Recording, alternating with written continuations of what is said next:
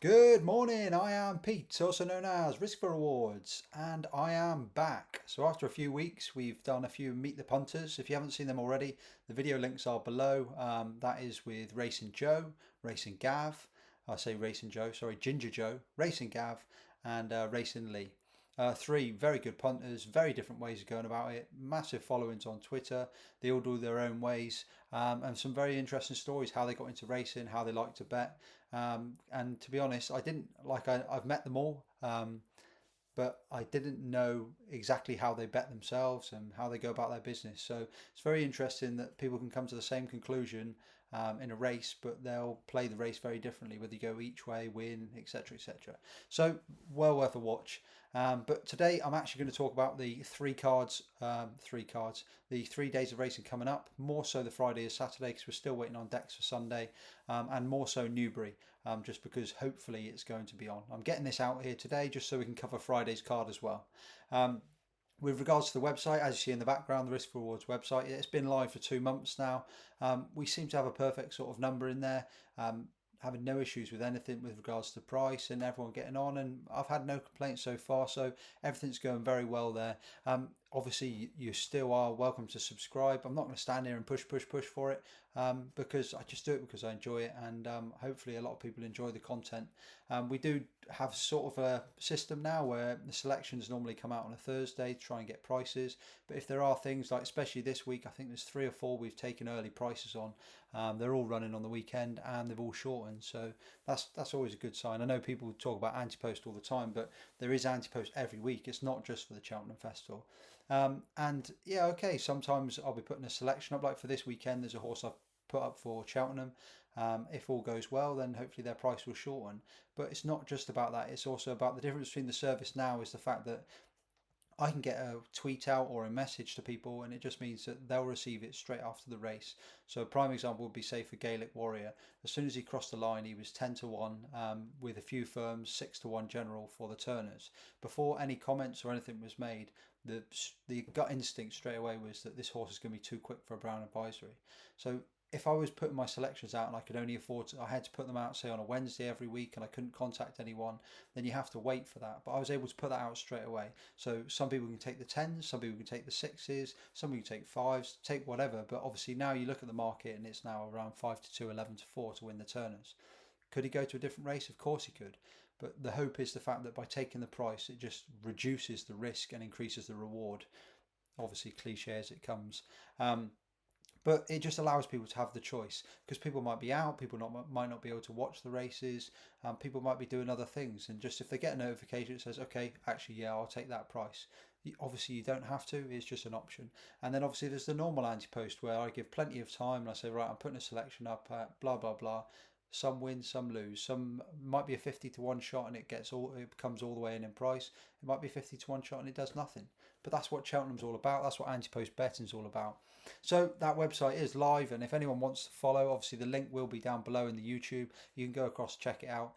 There is a section as well, not just for the anti-post predominantly, so the anti-post blog, but there's a what I call the free bet selection sort of thing, and that's where I put a lot of horses in there that are at the top of my mind. And I'm pretty sure there's almost every race has got at least one horse in there who I've got a short list of horses that could go to that race, and it just allows people to tick away. And like a prime one would be obviously Jericho de Repene is now 10-1 in places, so I put that on the free bet short list at the start of the season at 20-1.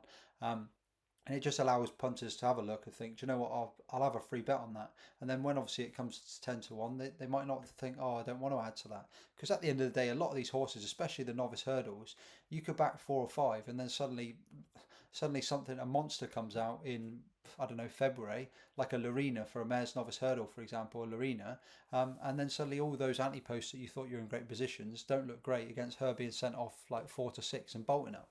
So it's all about doing a bit of speculative before you obviously, as you warm into the season. It's not about obviously shooting the lights out straight away. I don't want to go into obviously all the selections and the website and stuff, because at the end of the day that is private for those who have obviously paying for it. And the only reason I was happy to discuss Gaelic Warrior was because obviously it's just so common that all the way through the week, as in there's so much content going out now that obviously Twitter would have exploded Saturday. The interview with Willie Mullins came out about 10 minutes after the race and the price began to move. And then by Saturday night it's moved. Then the reviews come out on Monday, then Tuesday, then Wednesday, then Thursday through programs, podcasts, everything. By the time it gets to Thursday, you've got a price of like 5 to 2. So that's the only reason why I was discussing that one. Anyway, for those who don't care, just skip straight through. This is where the racing starts. So Newbury Friday, and we are right back at it. So we have got Jericho de Repene. There's not a lot I can tell you about this other than comes here with a glowing report from Point to Point Sphere and also a glowing report from Nicky Henderson. However, the report from Nicky Henderson was more of like he's a nice one, just like many of our others. He didn't say this is an absolute worldie. And obviously has been backed accordingly. And I think a lot of this comes to the colours, as in if you get McManus, you get the big owners in, that comes with the trade. If you get on at the price, so say you're on at 20s or 25s, that's great. But I mean, if the horse is to win today, like you could be looking at a new Supreme favourite, having, I don't know, maybe, well, prime example was Jet Powered won this race last year and then went into about 5 or 6 to 1 to win the Supreme. So in these colours, if this horse is impressive today, you could be looking at exactly the same. So has the horse done a lot by winning a maiden hurdle? No, but it's just the fact that you have to be ahead of the game because of the way that today's markets are.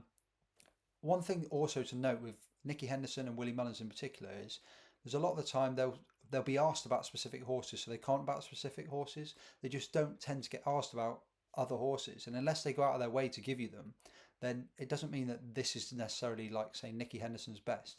I mean, the indicator for this race would be he won it with Jet Powered, he raced John Bon here, etc. But going back to that point is he raced John Bon here, who obviously was then, the John Bon's going to win the Supreme and stuff. Meanwhile, Constitution Hill was going along quietly in the background. Constitution Hill then came out at Tingle Creek weekend, which is next weekend, ran and bolted up. The difference was, obviously, John Bon still remained favourite after that race. It wasn't until people slowly started cottoning on to how good Constitution Hill was. Nicky Henderson didn't play Constitution Hill down. He was just getting asked a lot about John Bon. So, and this is the thing you have to weigh up really, is the fact that he's got Jericho de Repene, like arguably Django Bay, who's 33 to 1, beat Tell Her the Name. Tell Her the Name was very impressive last weekend and just sat there at 33 to 1. And Jericho de Repene is now around 10 to 1, hasn't even ran yet. So, and Django Bay did an awful lot wrong on debut. So that's just I'm not saying obviously run out and back that horse. And the same with Willmount. Willmount was very impressive. But I bet you if Willmount was in the green and yellow colours, Willmount would be probably sat there about 5 or 6 to 1 for the Supreme. So it's just everything you have to take into consideration and take with a pinch of salt. At the same time, we are all hoping we see something very special today. And we're definitely going to have not definitely, because obviously a lot of nickels have improved for a run, but Centauro was very keen at the end of last season and pretty much just threw the race away. I think it was at Aintree. Yeah, Aintree behind Florida Dreams. But had been a promising horse before that. And I think if Jericho de Repene puts in a good performance, like wins like 8 to 10 lengths from that horse, then I think then you can start thinking, yeah, this is going to be a half decent one. The rest of the field is mediocre. So a lot's going to come down to if Nichols needs to run or not. But knowing Paul Nichols, he seems to be getting a lot of these starting to turn the screw. It's almost like the ones that needed the run, he gets out earlier. And I can't imagine he's going to send this one too undercooked. So Jericho de Repene, hopefully we'll be talking about bigger things for the future for that horse. And obviously I wouldn't put you off the Supreme. Not going to go into the 12.42 hard. DeGello obviously beat Master Chewy last time. Travel well, goes well fresh. Does come up here off a £7 higher mark. Has been well backed into 6 to 4. It'd be interesting to see how DeGello gets on. One, because most of the best form is fresh. But it's not, it doesn't back it up. It just doesn't win second time. Wouldn't be a race that I'd want to play in, but I am interested to see how DeGello gets on just with regard to Master Chewy, who runs on Saturday. And I do think the only reason DeGello won that race was because the fences were omitted coming to the end. I think it turned into a massive stamina test due to the fact that they weren't jumping, which was Master Chewy's greatest asset. If they jumped, it wouldn't have been such a stamina test. Master Chewy came up on the bridle and he just got outstayed in the finish. So on to the 115 at Newbury, and this is the juvenile hurdle. Gordon Elliott had 2 in here. He had Calaconte and Wadu. Calaconte was the original favourite. Wadu was 2 to 1. If you're sat on the 2 to 1, you're probably sat here counting your cash already. I don't like playing in juveniles this early on until they start getting good. Just on a complete side note, obviously everyone was all getting excited. I was there when I watched Burdett Road in Cheltenham. Like, that is just not a horse for me. Like, it did so much wrong. I know obviously it looked really impressive visually, scything down. The reason it was so far back was because that's how it had to be ridden. Okay, it's got the versatility of now it can be run on soft ground and fast ground. Royal Ascot winner, but has plenty to be get improving. Like they're talking about having one more run before Cheltenham. That horse needs to learn to jump. Like you're not going to get away with doing something like that at Cheltenham and scything through the field from the back. If you give something like half these Irish horses 10, 15 lengths, you are not going to make that up. And a prime example would be if you looked at the Bandit. I can't remember what it's called. Something Bandit on the weekend for Gordon Elliott. That's the first one we've seen of the Irish juveniles come out and beat the something Lark, the Mighty Lark, I think it was.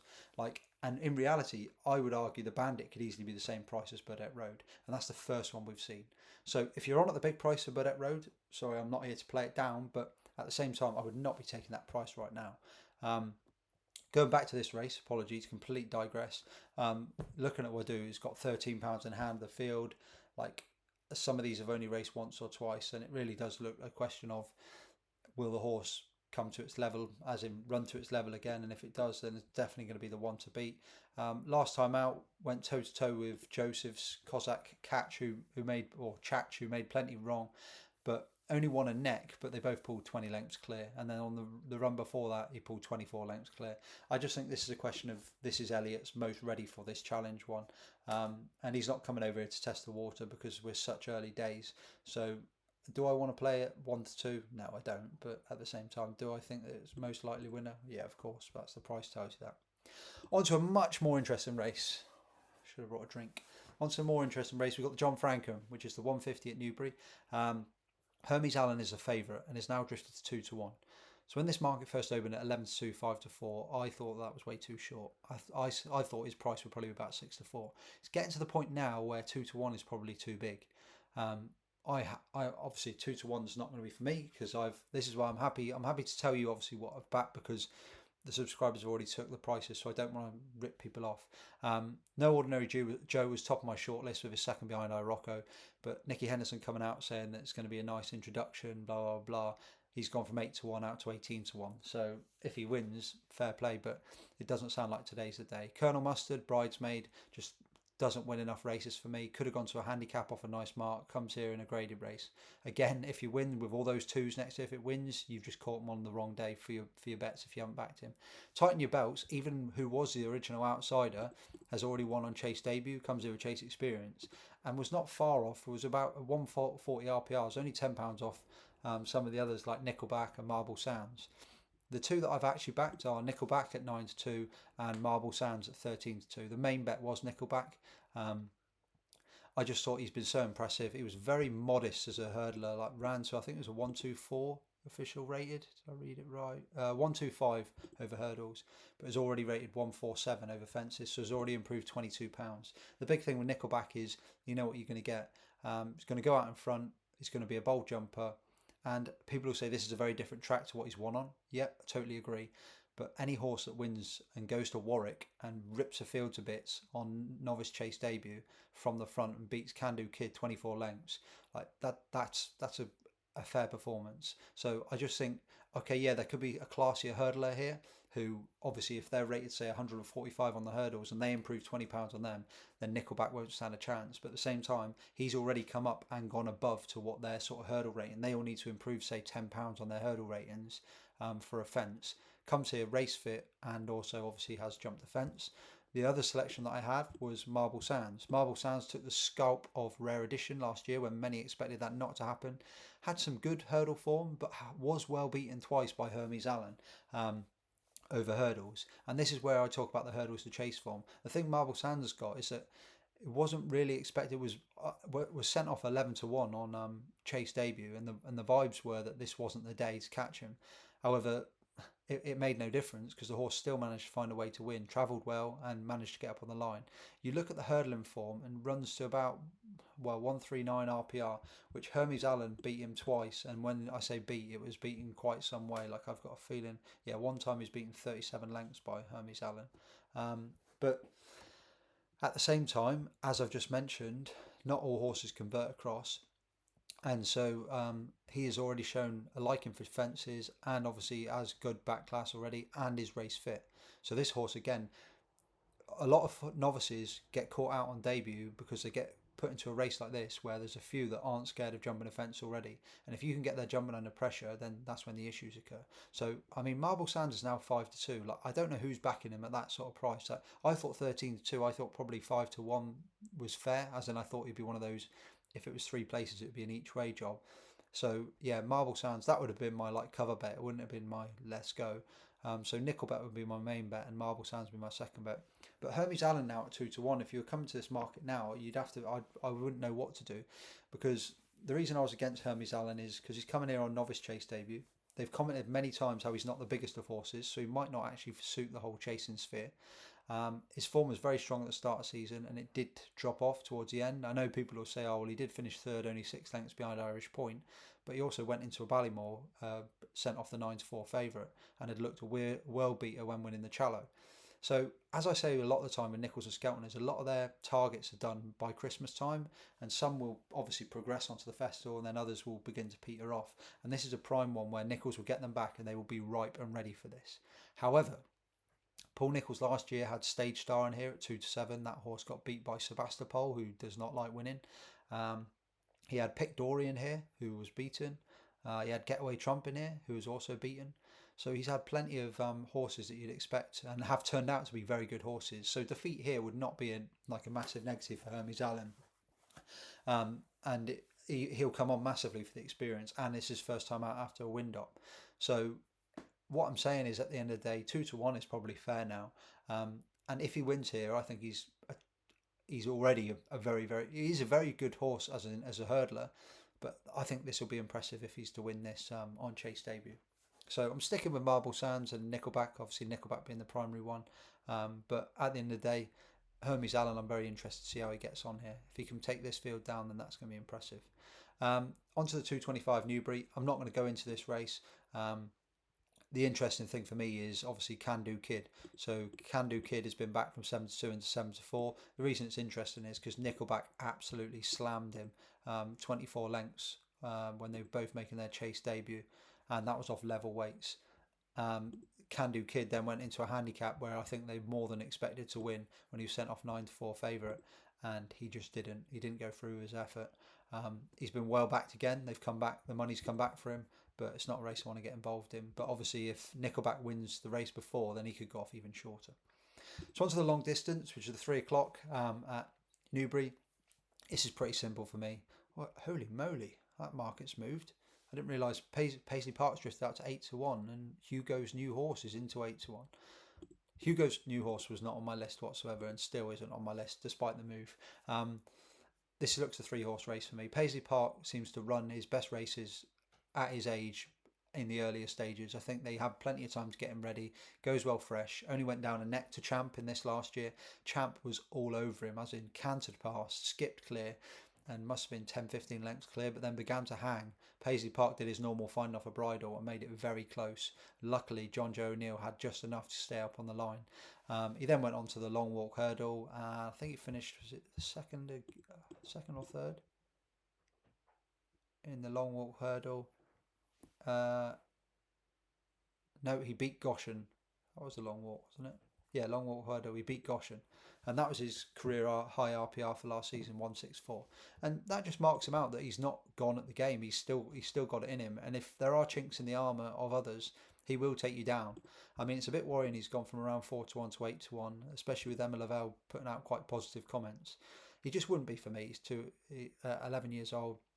Dashel Drasher is what you call an admiral sort. Again, he's a bridesmaid horse, finishes seconds too often, but he's finishing second in plenty of big races. The negative for him is that he got well beaten by Marie's Rock. It was over 2 mile 4 in the real keel, but a lot of people who are looking to Marie's Rock saying she's coming in not race fit, and he is race fit. Well, she'd been off a lot longer when she came, well, a lot longer, another month longer when she beat him in the real keel, and she loomed up next to him on the bridle, and then just once asked the question, she just went away.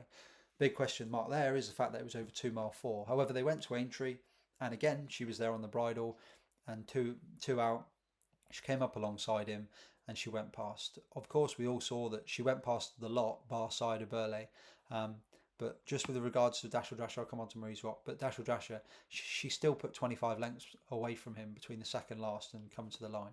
So she had him well beaten on that occasion, and that was over 3 miles. And then on to Marie's Rock herself. She is coming here without a run. She gets weight only £1 from Dashel Drasher, which is the same as last year, but gets £7 from Paisley Park. She does need it on ratings because Paisley Park runs to about 162. Her career best is I think a 156, so that puts them pretty much on par. So she will need to be running to her level or better. But she's got so much scope for improvement. Last year they messed around so much. I didn't know whether they're going stayers, 2 mile 4. What should we do?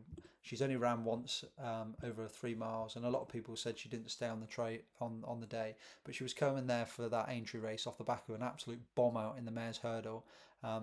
And she turned up. She ran an absolute stormer.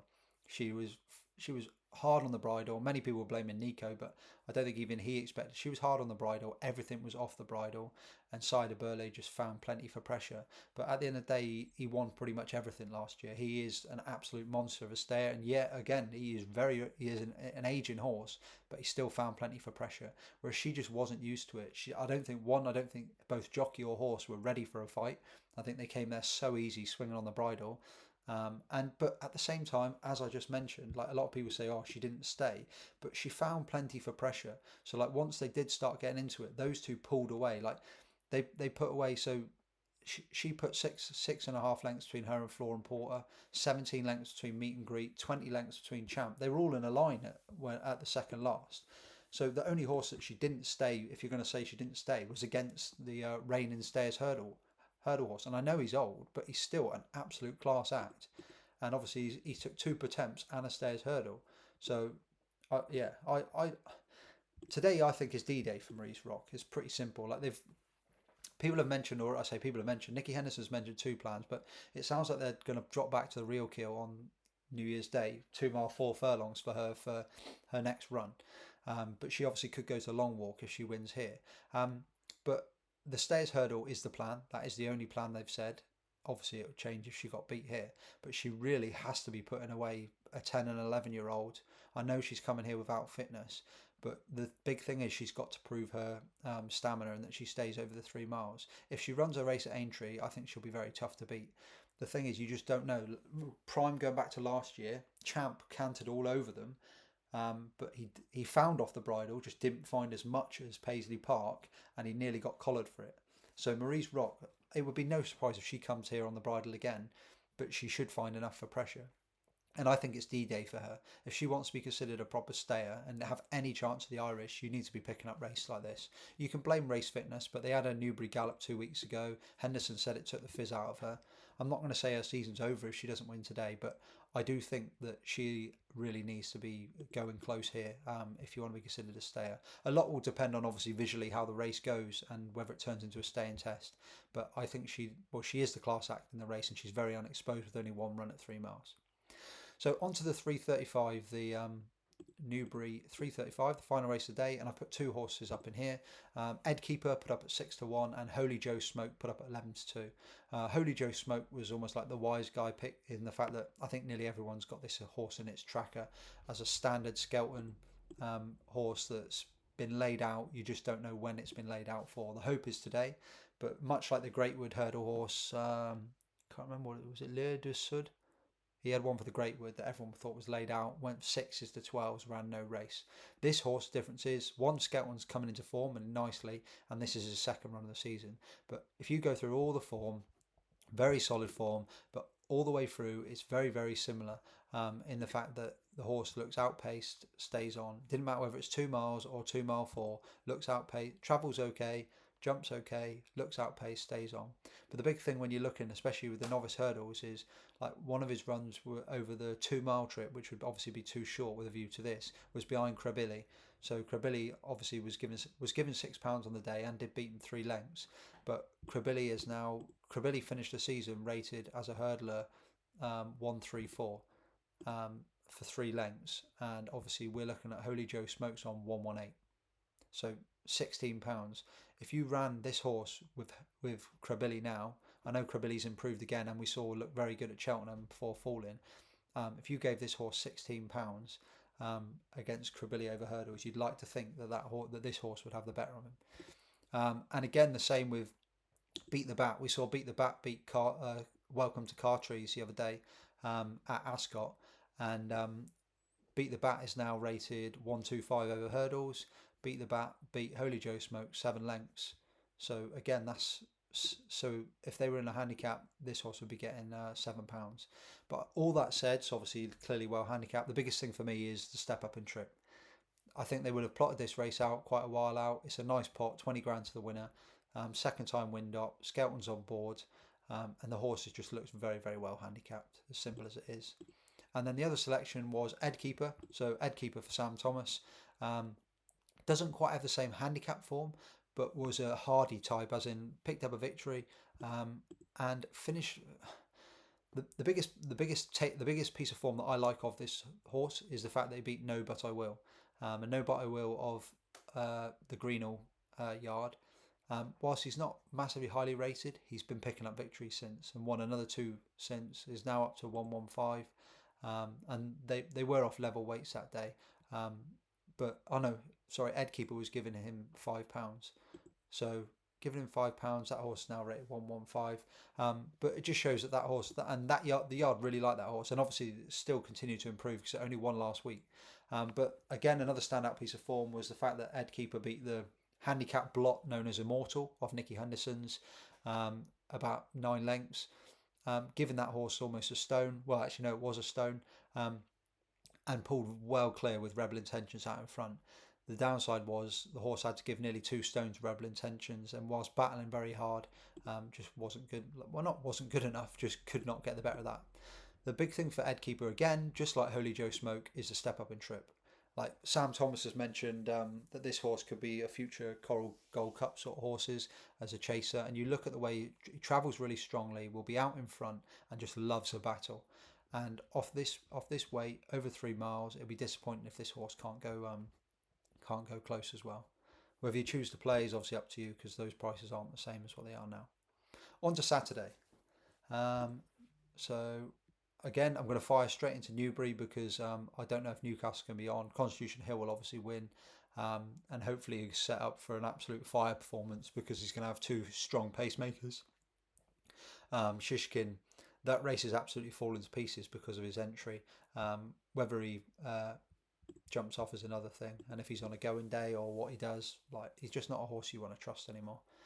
Right then, so I've fired for a few of them. Let's get towards the ITV racing.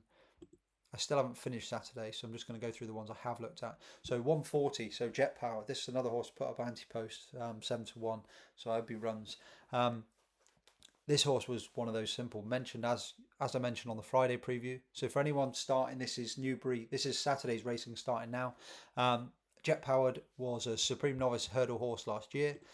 Looked absolutely phenomenal on debut, as in bolted up from Itac Blue, went there fresh, never jumped a hurdle, went from point to point and looked like a world beater.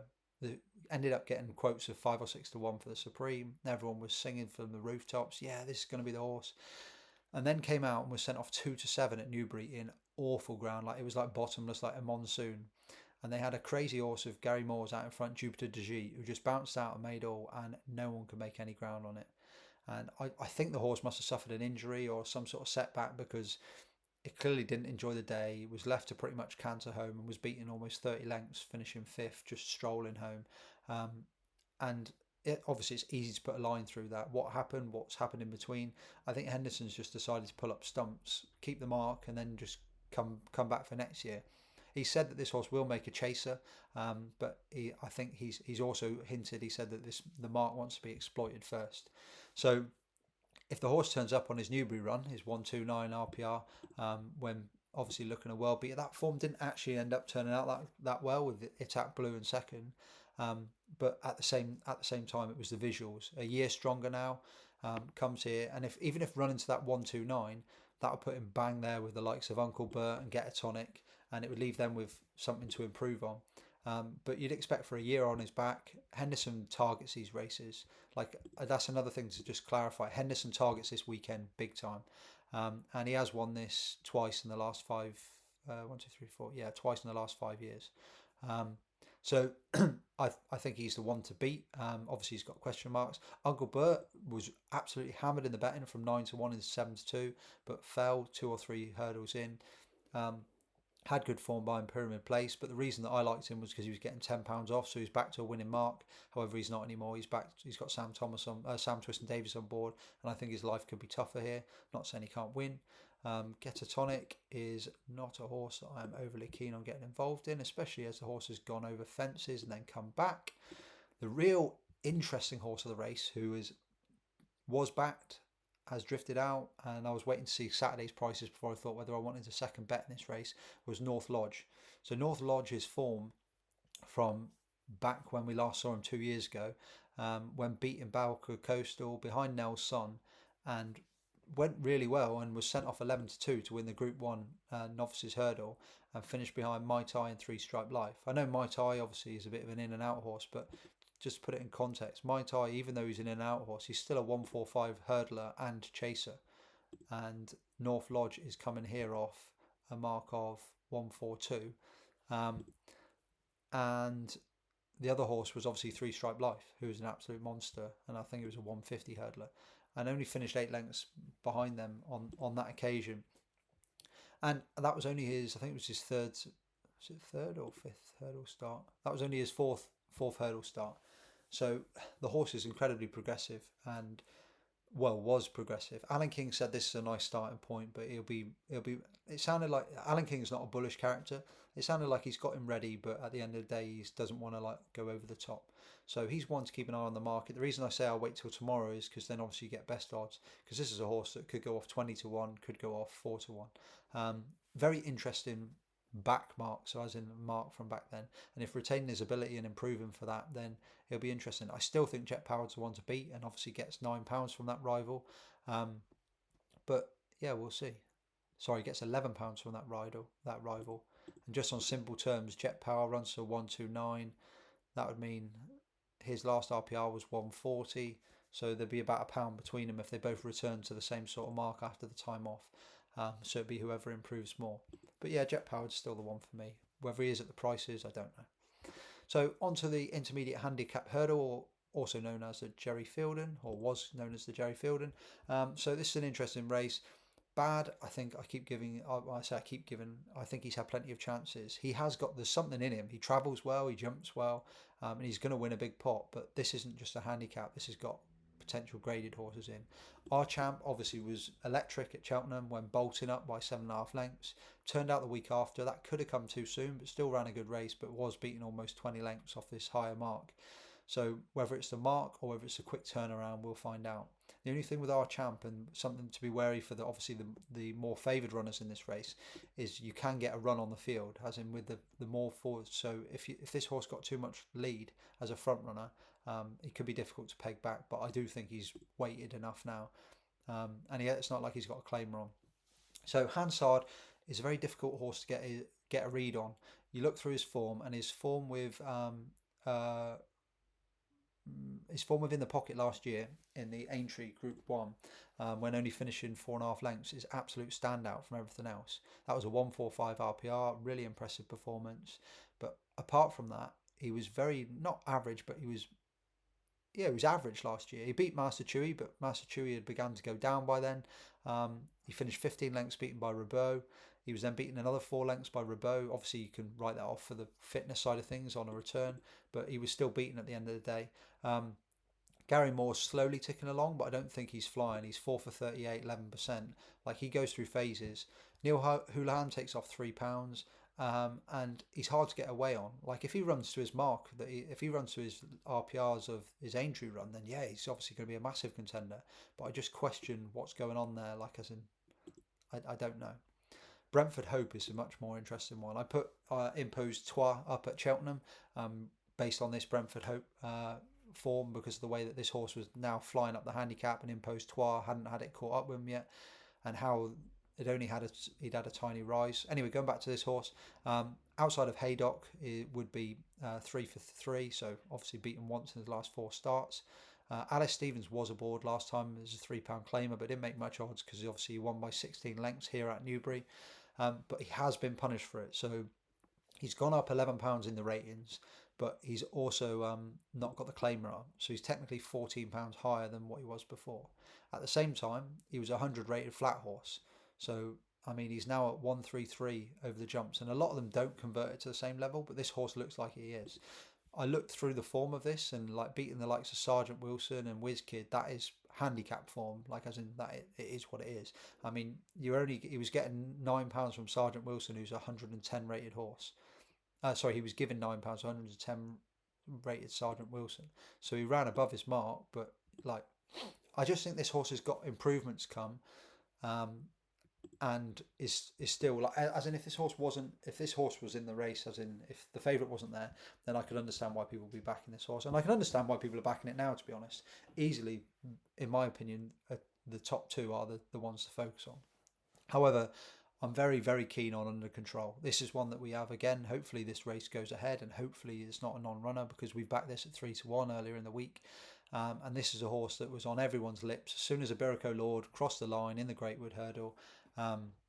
Everyone looked through the form lines, and it went straight to Under Control.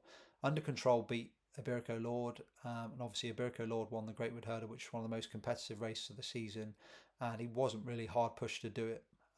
They raced off levels that day due to her weight allowance, and the distance was only half a length. Some people think that she got lucky to beat him. In my opinion, it was the opposite. I thought she should have beaten further. This was a very non-Nicky Henderson-like campaign last year for Under Control. And what I mean by that is the fact that she got to Nicky Henderson in 14th of February. He then started her out at Newbury on the 3rd of March, and she absolutely bolted up. So here at the track, 2 miles, she bolted up very easily. Straight away, they threw her in the Mare's Novice Hurdle. She found it all way too much 2 weeks later, was well beaten, didn't really know what was going on, ran no race. He then bounces her out a month later, again, very unlike Nicky Henderson, over the same course and distance, back at Cheltenham, and she wins again fairly easily. Not the best race, sent off 130 favourite, but wins again. But then, again, Nicky Henderson, what are you doing? 9 days later, she gets rolled out at Sandown in one of the biggest handicaps of the year, in the final handicap hurdle of the year, and this is where it's more impressive. There are horses that have won in behind, that have come out and won in behind, and I have gone through this specifically and took all the numbers, but I'm not going to repeat all of that now. But more importantly, obviously, was with the Iberico Lord situation. She travelled like an absolute dream the whole way through this race. She jumped a little bit left at times, but nothing of concern. She came there absolutely hard on the steel, hard on the bridle. She went past, and it was a question of when you're going to press the button, and off she went. She gained probably, I don't know, 5, 6, 7, 8 lengths on the field. She found plenty for pressure and went away from them. However, she began to tire in the latter stages, and Iberico Lord rallied and didn't nearly get the better of her, but got very close come finish. Some people have said, obviously, she was lucky to win, and Iberico Lord, like if he'd been a bit more prominent, would have won the race. But for me personally, I just think that was off the back of a lot of racing, so 4 runs in 7 weeks, that she just got tired. I think if she comes here, and again, like as I said, the issue with you don't want to let a front runner get too much rain, but she has got James Bowen on board, so he knows his stuff, or we like to think he does. And she could come here travelling really well and jump in, and I think this horse is destined for much bigger things than just this race, and that's what I'm hoping. But at the same time, obviously, if you haven't had a bet on this, if you look at it through RPRs, forms, ratings and stuff, like she's a very short price for what she's achieved. But again, you're going everything's on the potential, and that's why I put up the early price, because I thought she might be well backed and well talked of. And just another don to the cap is the fact that Henderson has won this 3 of the last 4 years, and he obviously also won it with Epatante. She bombed in the Mare's Novice, she ran here, she won it here, and then she went and won the Champion Hurdle. Not saying that that's going to be anything of the same, and obviously Constitution Hill will win the Champion Hurdle, no doubt, so not even going down that path, but it's just the fact that he knows what he's got generally, and they have got similar campaigns. The only negative of those 3 or 4 runners is obviously it looks like, okay, yeah, Nicky Henderson's won 3 of the 4, but Floressa was actually the horse that won from the front, making all at 10-1, and Marie's Rock was very keen on her return, and she bombed in this race.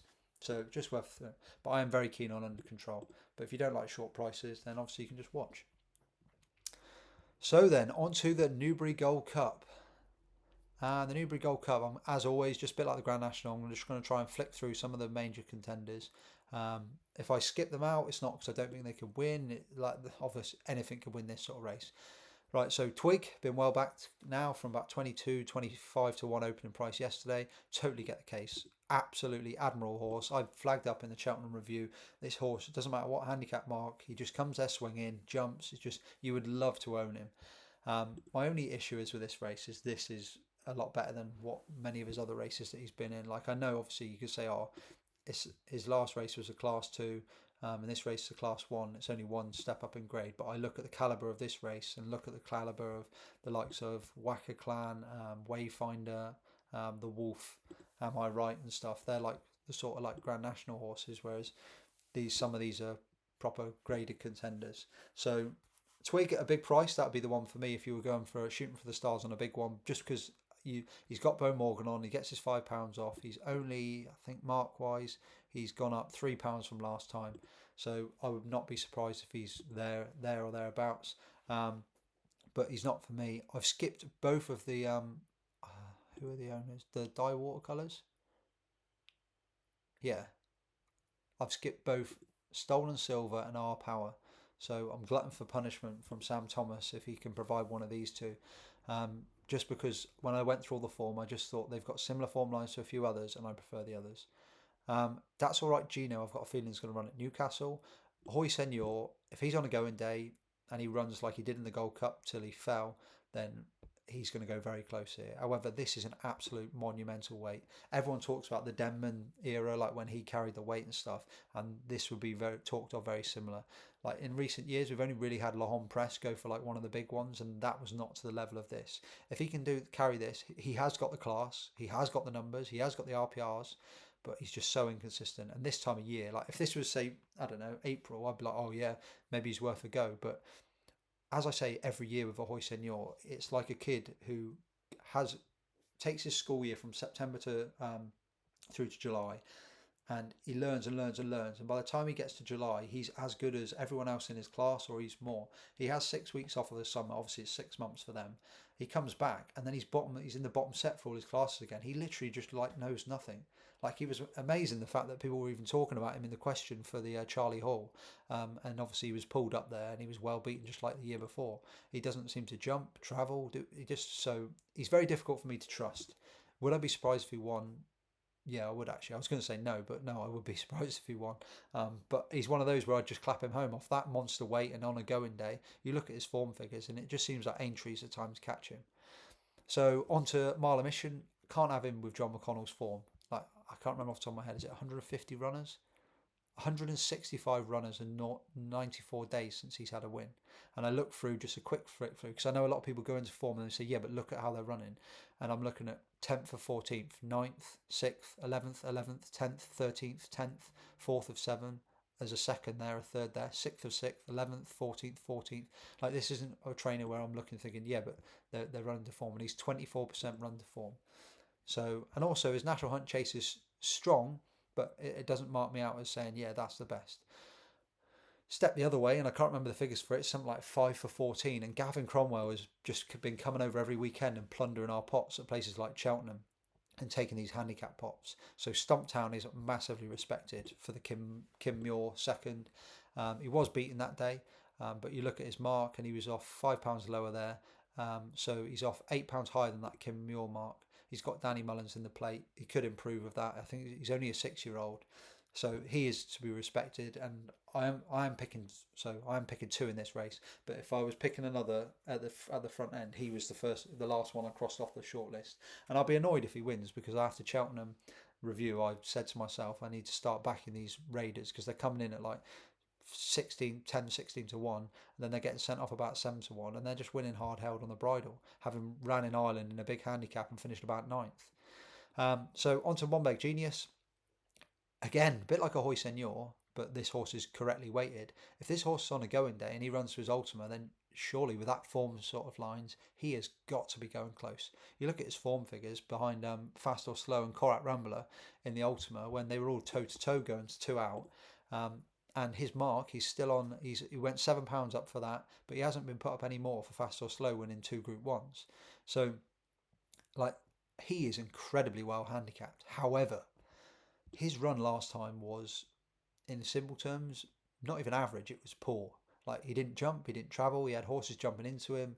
It was like he was just there to school round out the back. Problem is, John Joe O'Neill commented afterwards, he said, you didn't even get time to get into the business end because he got jumped into, he ended up pulled up, and it just wasn't really what they wanted whatsoever. It wasn't an enjoyable experience, obviously, for the horse in order for his first run back. And yeah, it just wasn't great. So he comes here, and now obviously they've had 4 weeks to get stuck into him. And if they've got stuck into him and got him to race fit, then he is 100% the one to beat here. However, my gut instinct says that he is going to go for a similar Corrock Rambler approach in the fact that they will use this as the prep. He'll run round out the back and he might be like eighth turning in and he'll run into fourth or fifth, might lose a pound or two. And then that keeps him in contention for the big races. Like, they've got the Welsh Grand National in December, they've got the Aintree Grand National in April, and I think there are bigger pots to be had. I'm not saying this isn't a big pot, this is worth 142 grand. And if this is his going day, then he is going to be the one to beat. But after that lacklustre performance, he's not a horse that I could be putting my faith in. So, for those who have cottoned on already, the two I'm going for are the two target trainers. And they are Paul Nicholls and Dan Skelton. So, firstly, I'll go with, who should we go with first? We'll go with the bigger price, Midnight River.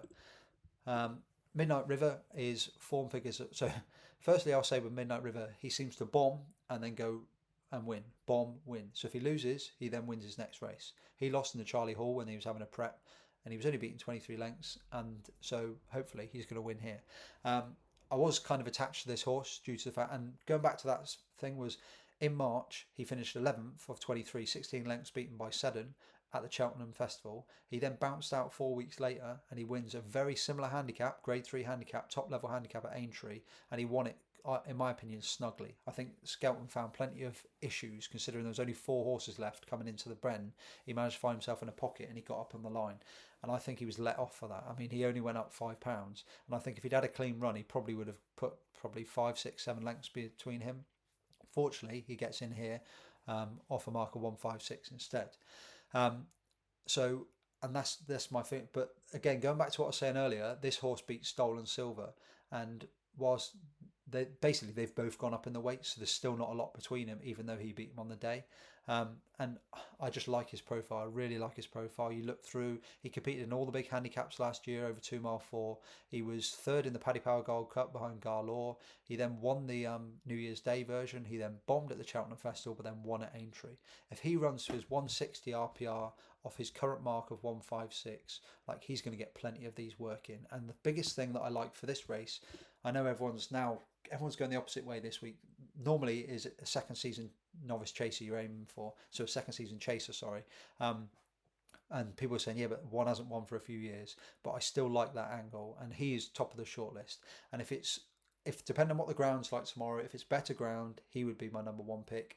If it's worse ground, Complete Unknown will be my number 1 pick. And people are like, yeah, but we've got no rain forecast. But it depends what happens tonight.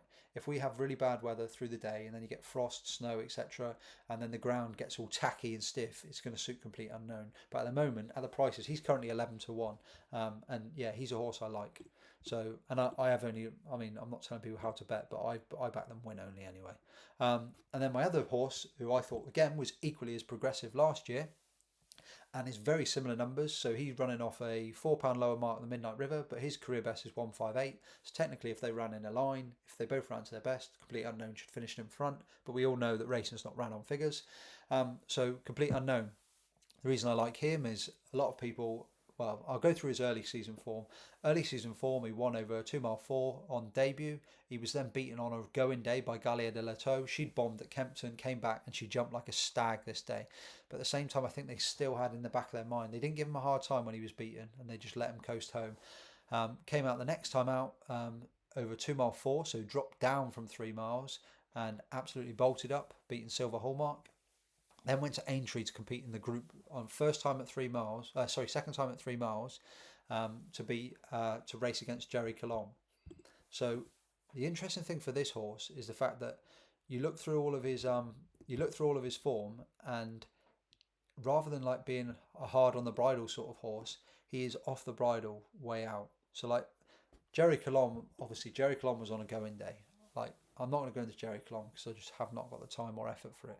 But at Aintree, he was chalk and cheese to what he was at Cheltenham. They learnt from a lot of blame went on the jockey at Cheltenham, and Davy Russell got the plaudits here. But obviously, clearly they learned that they needed to be more prominent, more active with him, and keep him at his work. And he was sharp. He was on it from the off. He was prominent, and he left little behind. The rest, though, were trailing in his wake, and Complete Unknown skipping past the rest of the field and was the only horse to get even close to him.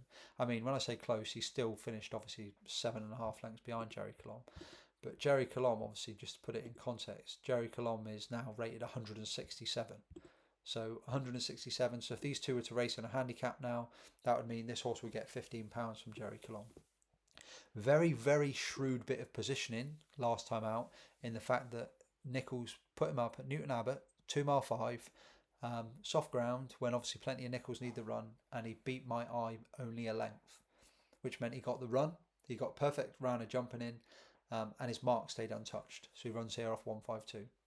Again, exactly the same as Midnight River. Both of these two have been told this is all we want. For how they might have had this in the plans for, say, 7 or 8 months. I think with these two trainers, I think they see a horse win at, say, Newton Abbott 8 months ago, and they go, he looks like a Coral Gold Cup horse. And obviously Skelton won this last year with Midnight River. And again, he looks progressive. The big thing that I like with both of them is they both travel well, they both jump well. I think Midnight River travels a lot better than Complete Unknown, but both find off the bridle, which is important, but more so Complete Unknown finds a lot more off the bridle. I'd imagine he'll be off the bridle before a few of these, but it's how much he finds for pressure. And obviously he's mixed it in with winning in big handicaps, and also finishing second in Group 1s with the likes of Jerry Colombe. So yeah, Midnight River and Complete Unknown. And then finally, on to the last race of the day, and I do have a selection again, and that is Master Chewy. Put up at 2-1. He's about 15 to 8 now, so similar sort of price. That Bollinger and Krug, I understand and respect the fact that he's on a winning run, but the winning run's been at lower level. If he was to win, it's just one of those. The two of the outsiders, originally I came to this and I thought Elixir de Nuts was the big danger, having won the Howden Gold Cup, achieved, I think it was £1 off his career best, I believe. Chase him. Oh no, it was a career best. So it was a career best for Elixir de Nuts. They won it last year with a very similar type in Amarillo Sky. But he has been put up from 146 to 151, so he's up £5. Freddie Ginger rode last time, and I think he had a £7 claim, and he's now got 5. Yep. So technically he's up £7 because Ginger was on again. So he's technically up £7 from his last run, but it was a career best, so the horse is clearly improving. However, the Holden Gold Cup looked average at best. That's being kind. When he beat Solo, who could have needed the run for Nichols, and it's easy to pick holes in his form in the past, and he's very not in and out, but he's just not, like, I wouldn't say he's progressive. He's a good horse, and then you go to Excitations. I thought he'd be the danger though on come there off the career best. Then I went to Excitations. Then I saw that Excitations is again coming here off a victory, and one hard held last time was worth much more than the 3/4 length victory. This was the time to catch the horse last year. Had a run and then won 2 in a row. And last year beat Elixir de Nuts a neck, and that was getting £6 from Elixir de Nuts on that occasion, and today is getting 11 to £13. So those two are weighted. They're both still in similar sort of form, and unless Elixir de Nuts has turned into a monster, then obviously they're going to finish there or thereabouts between each other. Those two, this race is littered with dangers, but not strong dangers in my opinion. And then Real Stone. So Real Stone was incredibly impressive at Haydock last week. Absolutely ripped the field to shreds. Unfortunately, though, the other side of things, depends how you look at it, was Pay the Piper just ran no race, was pulled up. And Cheddleton bled from the nose, so again was pulled up. So in reality, he beat a horse that was rated similar to him in Daily Tiger, 20 lengths. So that's impressive enough in itself. The problem is one, Haydock is the worst track. It's just such a testing track. So even though he skipped clear, he still will have known he's had a race. Does that stop him from winning here? No, of course it doesn't. Obviously, he could still bounce out and go forward from here. But at the same time, he has had a race within 7 days. And the other negative is the fact he's gone from 123 up to 131. So he's gone up £8. And the reason why that's important is the fact that when you look through his original return at Aintree, he finished behind Master Chewy. So he finished 15 lengths behind Master Chewy, and they were weighted exactly the same as what they are. So in reality, he should have had a nice weight swing with Master Chewy for that 15 lengths coming here. But because he's won since, and Master Chewy Master Chewy hasn't ran, they're now weighted on the same weights, which puts the confidence back towards Master Chewy for me, in the fact that they're the same weights. Of course, many of Scout ones have bombed, needed the run, all sorts. So I don't think that might have been it. I'm not saying that that was his 100% his true running, but look back through his form last year, he was progressive without obviously setting the world alight. So there's very little between the two of them. But the difference is, one, Master Chewy was absolutely electric at his fences at Aintree, and obviously also has a 15 length beating on the horse. And and two, he hasn't ran 7 days ago. He's had a nice rest. He comes here after 3 weeks off.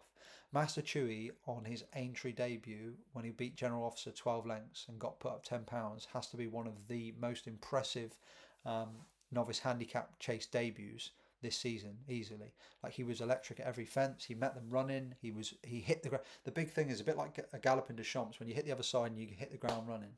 The problem is, obviously, if Real Stone's on a going day and that was a bomb out that they'd not planned but they'd accounted for, then obviously he's going to go very close to Master Chewy here. And on numbers, Master Chewy is about, on RPRs, £4 ahead, but that's a similar sort of weight sort of thing. So Master Chewy is my selection. I'm not going to stand here and say, oh, he's a certainty, because he's really not. But at the same time, I'd hope that he's got more progression to come. So in summary, 140 jet powered, North Lodge a danger depending on price, 215 under control, 250 complete unknown and Midnight River, and 325 Master Chewy. Obviously, I don't know what Shishkin's going to do. I don't know if Newcastle's going to be on, and I also don't know what the deal is with. Well, actually, I do. Constitution Hill will just win. Be disappointing if he doesn't. There's a brilliant, so for watching purposes, because prices are still only just coming out, I would watch the 11:45 at Fairy House with a view to the Turners and the Brown Advisory. Nick Rocket, Corbett's Cross, 3-Car Bragg, Monty Star, these were all top class horses last year, so definitely worth watching. There are loads of other races on Saturday which I could talk about, but there's no point yet because I haven't got prices. So I don't want to obviously stand here and tell, oh, you should back this and this, because it's not fair on people who have subscribed, because I haven't sent anything out to them yet. Because until you see a price, you don't know if it's going to be a bet. You can only choose the horse. You have to wait for the price. With regard to Sunday, again, I don't have declarations yet because it's only 11:15. But for me, it'll be disappointing if he is declared, if Impere Pass can't get the better of. I presume it'll be Teapu, because I think he won the race last year, beating Honeysuckle. If it's Irish Hill, then it'll be interesting because he's got race fitness, and I do like that horse. But I mean, if you're sending Imperi Pass over hurdles rather than fences when you've already got State Man, then he must be pretty decent. So hopefully he'll win, but he's going to be priced accordingly. So hope you all have a good weekend. I'll be hopefully squeeze in a Meet the Punter between now and Christmas, and I'll probably come back and I'll do a YouTube, probably a video for like the Boxing Day racing, some of the big festive racing. As I said, the website's there. I'll put the link in below. Even if you don't want to subscribe, just go across, check it out. There's so much stuff on there. There's so much content. Most people who have sent me a message have said they're pleased with how much content there is for. And like I said, it's to the point, and it's also electric, as in you're getting the information straight away. Like if I watch a race, if I watch Jericho de Repene, you'll probably get my feedback on it. If it's important, it'll be straight after the race. If it's not, then it'll be later on in the day. I'll say, oh yeah, this is where we're going with this. And if I think that something should be back prior to it, then I'll still message, and then it just means everyone gets it straight away. Anyway, I've waffled for too long. I hope you enjoy Newbury. I hope it's on, and I hope you have a great weekend. Goodbye.